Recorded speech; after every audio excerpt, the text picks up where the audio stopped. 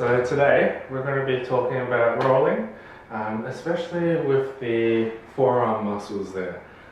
If you get tennis elbow or pain on the outside there of the elbow, or anything that troubles there, tightness in your muscles here in your forearm, then this is a good one. You'll need a foam roller and a table. Now, you want to place that foam roller on the table, and the first thing you're going to do is roll out those wrist extensor muscles there. So you can put both your hands together. You're going to start at the wrist and roll down to the elbow. So leaning in and out.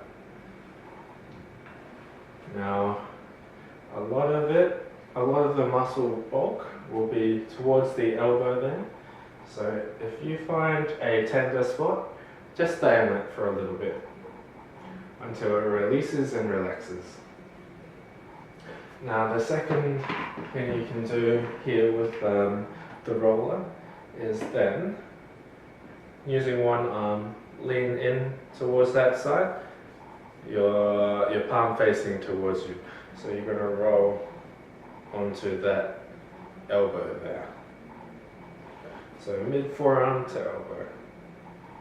And again, stop when you feel a tender spot and hold it there. And repeat on the other side. If you do get any pain at all, stop straight away. If the pain persists, seek your health professional.